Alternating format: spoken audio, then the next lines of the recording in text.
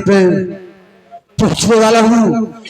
चलकर मंदिर पर चिराग जलाकर अपने जिंदे को बुलाऊं। राजेश वासी गौहैया निवासी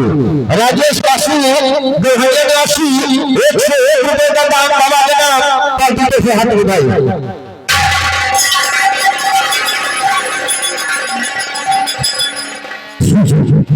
सबसे पहले अपने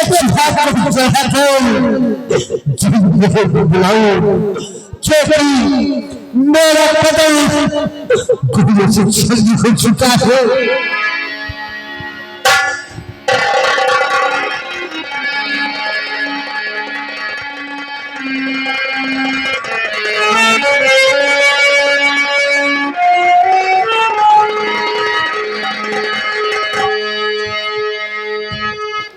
भाई रोहित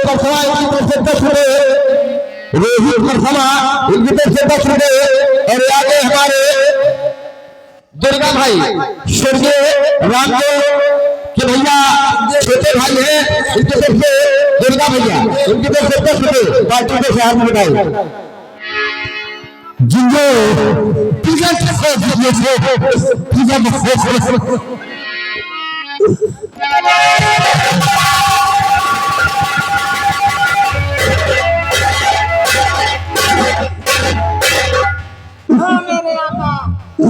आपका गुलाम हूँ। तुम इस तारीख में देख रहे हो, आज के बाद इस क्योंकि मेरा सारा देखने से सही हो चुका है। इस प्रकार की देखभाल करना, और हाँ याद हो कि सपेरे वकील की आवाज से जो लेना, क्योंकि जिसमें सपेरे की आवाज को भय कानून पड़ेगी तो पर हो से राष्ट्र हो बैठेगी। इसी कटाई में तो भाई ध्यान है। आज के बाद इस कटाई की देखभाल करना देखभाल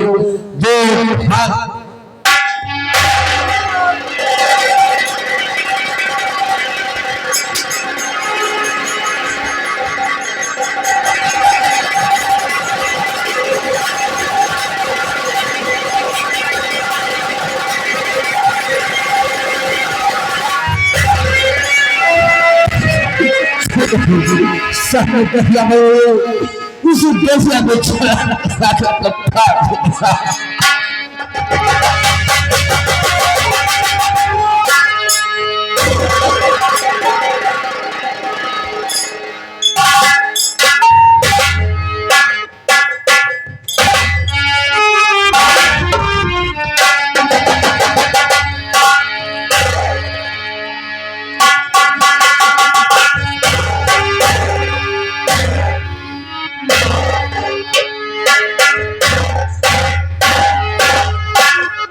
माँ क्या बात है?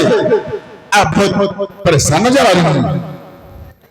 मेरे लाल कहिए क्या बात है? न मालूम क्यों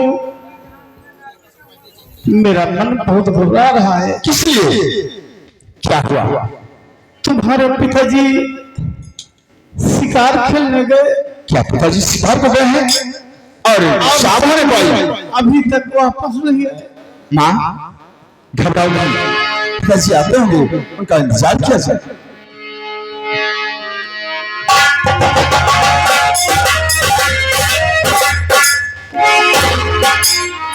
क्या बात महारानी जी, वीर सिंह आखिर परेशान नजर आ रहे, क्या बात है? किस सोच में पड़े हो? महामंत्री जी महाराज शिकार खेलने गए, सुबह के निकले हुए तो शाम होने को आ गई, लेकिन अभी तक वापस नहीं आए। महारानी जी आप घबराइए नहीं, सूरज तो हो रहा, शाम होने को आ रही, और सेनापति पहले सिंह वह महाराज आते ही होंगे। हम उनके आने का इंतजार करते हैं, आप बैठिए। और कर न सके प्यारी का सौदा कर न सके हम, प्यारी का सौदा कुछ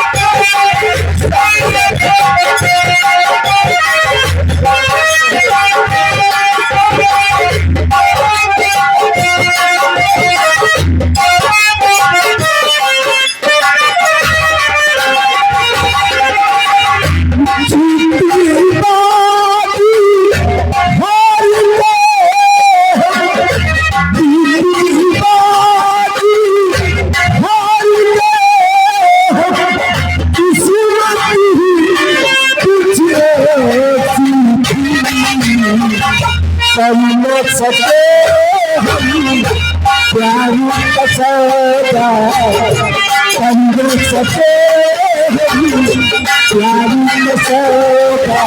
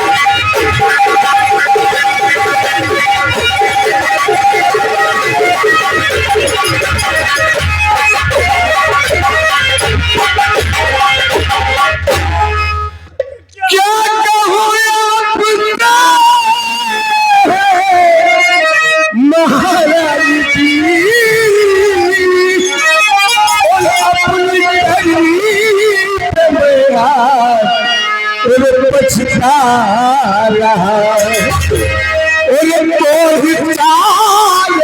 पत्थर हमारे हुआ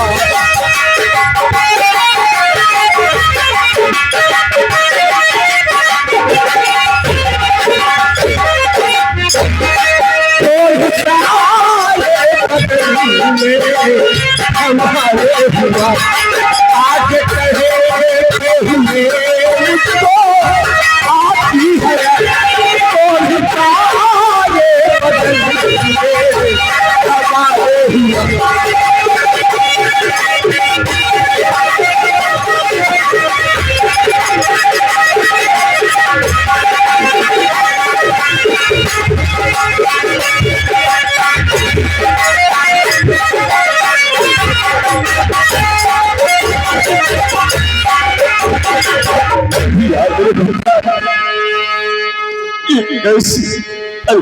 हुआ मेरे पिता की हाल ये क्या हो गई सेनापति चाचा, आपसे मैं कुछ पूछना चाहता हूँ। क्या पूछना चाहते हो? पूछो। आप तो साथ गए थे। हाँ।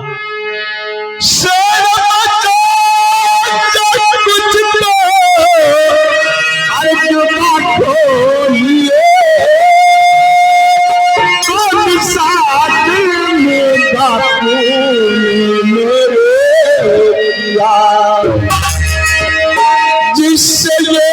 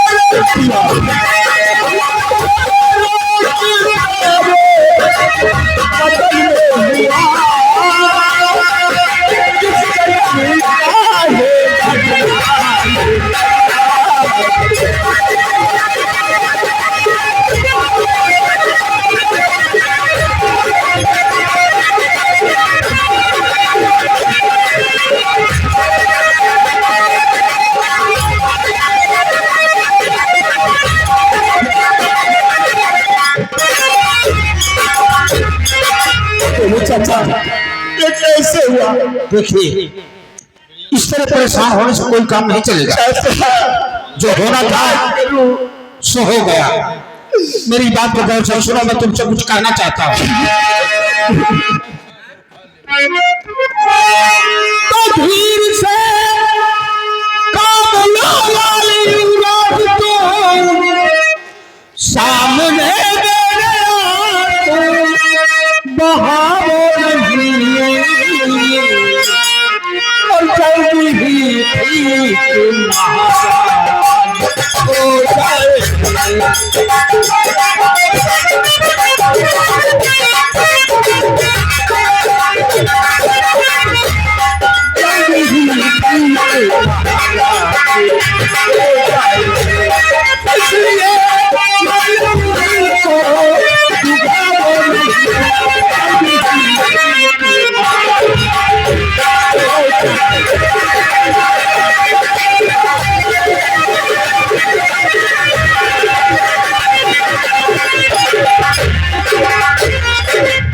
इस तरह परेशान होने से कुछ हासिल नहीं होगा।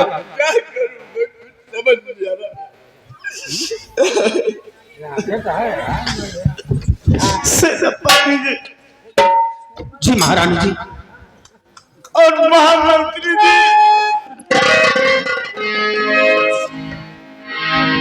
कहिए महारानी। कुछ रास्ता ऐसे बताओ ये दिखाओ मेरे स्वामी जी के ये टोल ठीक हो जाए। ठीक है महारानी जी, आप बैठिए, मैं आपसे कुछ कहना चाहता हूँ। कौन क्या कहना चाहते? तो रानी जी अपने दिल में और चिंता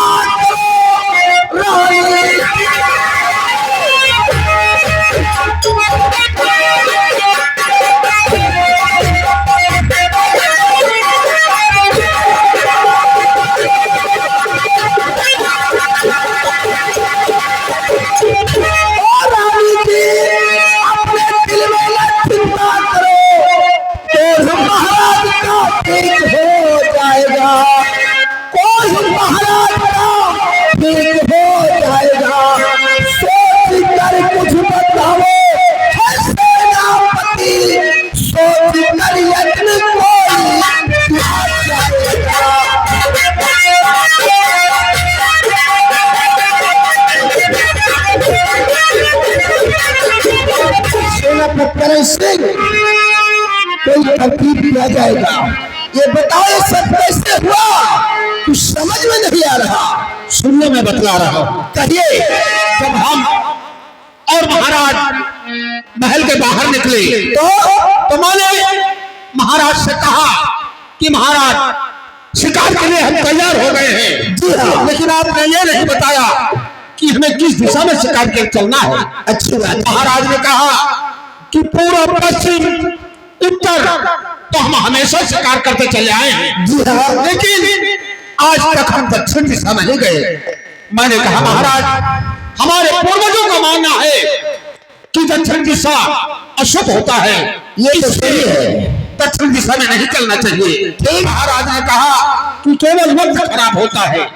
जी हाँ, मैंने कहा ठीक है महाराज, अगर ये बात है तो मैं आपका सेवक हूँ, आपके साथ चलना, आपका कहना, आपके इशारे पे चलना हमारा धर्म है। क्यों नहीं?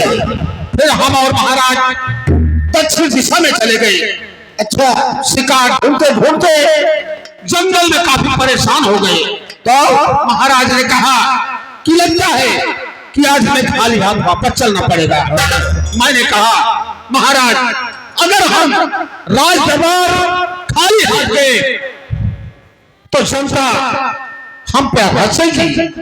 महाराज ने कहा ठीक है, मैं तुम्हारी भावनाओं को समझ रहा हूं, इसलिए चलो हम खाने वाले जंगल में देखते हैं। अच्छा, हमारे हाथ कोई ना कोई शिकार जरूर लगेगा। सही कहा। जैसे हम घने जंगल की तरफ बढ़े तो क्या देखा, एक शेर पहाड़ी से नीचे की तरफ आ रहा था। अच्छा, मैंने महाराज को इशारा किया कि वो देखिए राजन, एक शेर पहाड़ी से नीचे की तरफ आ रहा है। महाराज ने कहा हम इसी शेर का शिकार करेंगे। अच्छा, महाराज ने अपने बंदूक से गोली शेर के ऊपर चला दिया और गोली शेर को लगी थी, लेकिन शेर न जाने कहां चला गया। और सामने देखा तो एक बाबा जी को गोली लगी थी और तड़प रहे थे। हमारे महाराज ने गोली शेर को मारा और शेर गायब हो गया और देखा तो महात्मा जी सामने तड़प रहे हैं। उन्होंने कहा, ये घमंडी राजा, जब तू भूख लगने पर एक जानवर को भोजन नहीं करवा सकता, प्यास लगने पर पानी नहीं पिला सकता, बीमार होने पर दवा नहीं करा सकता, तो तेरा मारने का अधिकार क्या है? उस महात्मा ने कहा और कहा कि जा, मैं तुझे श्राप देता हूं कि आज के बाद तू हमेशा हमेशा के लिए कोल्ही हो जाएगा। बहुत अफसोस की बात है सोनापत सिंह, हमारे तो कुछ समझ में नहीं आ रहा कि आखिर क्या किया जाए। ये महात्मा का दिया हुआ श्राप है, अब हमारे महाराज का ये कोर्स कैसे ठीक होगा? ये बताओ, क्या महात्मा जी ने और कुछ नहीं बताया? बताया, क्या बताया है? काफी मेहनत करने के बाद महात्मा जी ने बताया कि यहाँ से काफी दूर पर दक्षिण दिशा में अच्छा एक सोनगिरी नामक पहाड़ी है। सोनगिरी नामक? हाँ, उस पहाड़ी में एक मंदिर बना हुआ है। पहाड़ी में मंदिर है? हाँ, और मंदिर के अंदर एक चिराग और एक कटारी रखा है। चिराग के जलाने पर एक जिन पर घट होगा। अच्छा, और पास में रखी कटारी से अगर दिल का सीना फाड़ा जाए तो उसके सीने से तिलस्मी मोहरा निकलेगा। और उस मोहरे का क्या होगा? उस मोहरे को पानी में धुल करके उस पानी से अगर महाराज को नहलाया जाए तो महाराज के बदन का कोढ़ हमेशा के लिए दूर हो जाएगा। उस महात्मा जी ने ये उपाय बताया। सेनापति रामायण तो बहुत लंबी है, लेकिन हम सोचते हैं कि शायद ये काम तुम्हारे बस का नहीं है, और भाई ना हमारे बस का है। और ये सूरजगढ़ व्यासा को काफी दूर में फैला हुआ है। एक से डेढ़ इस रियासत में है। हमने उपाय सोचा है। उपाय?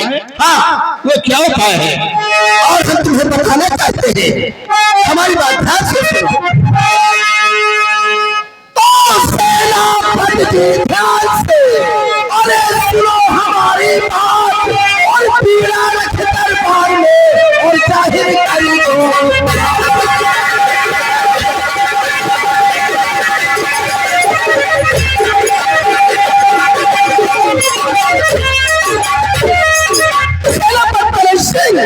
राज दरबार में पीड़ा रखवाओ, पूरी रियासत में ढिढोरा पिटवा दो कि हमारे महाराज को कोढ़ हो गया है, और ये जो काम करेगा उसका रियासत का मालिक बना दिया जाएगा।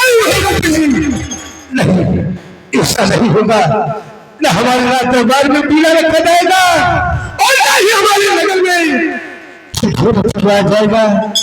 अगर हमारी पिता को ये मालूम होगा कि महाराज की सारी बदन में फूल हो गया है तो मेरे पिता मुझ पर थूकेगी और ठिकाएगी और यही कहेगी कि जरूर महाराज ने कोई घोर अपराध किया था, इसी वजह से इनके सारे बदन में फूल हो गया है, इसलिए हम इसी राजमहल में घूट के मानना पसंद करते हैं, लेकिन अपनी पिता को ये नहीं बताना चाहते कि मेरे सारे बदन में कौन हो गया है। महाराज आप जानते हैं कि आपके राज दरबार में ऐसा कोई वीर नहीं है जो महात्मा के बताए हुए उपाय को करेगा। आखिर इसमें घबराने की क्या बात है, ढिंडोरा पिटवा दो, जो भी बेटे इस काम को करेगा आखिर रियासत का मालिक बना देना। नहीं महामंत्री जी, ऐसा नहीं होगा। चलिए ठीक है महाराज, गुस्ताखी माफ हो, आप जैसा कहेंगे वैसा किया जाएगा।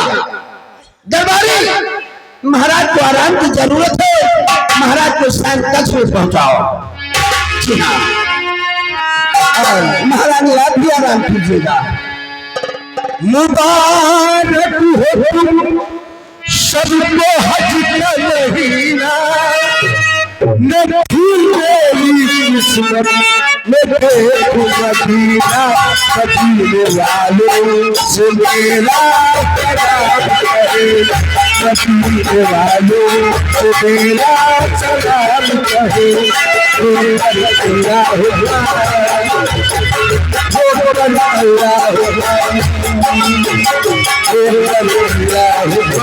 मदीने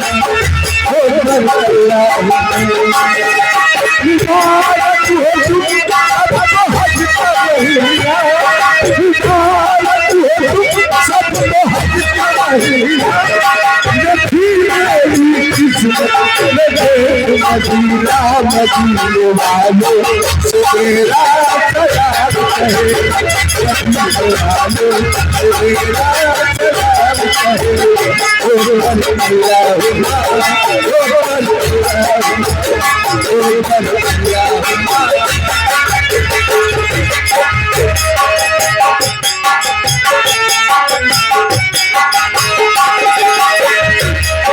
वहाँ कोई छोटा न कोई बड़ा है, वहाँ हल पसर खड़ा है।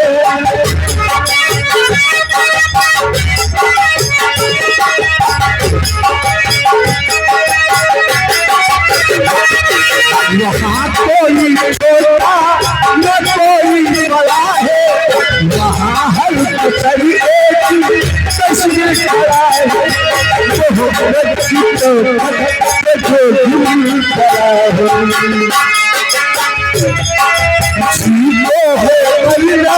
उसी को है जीना,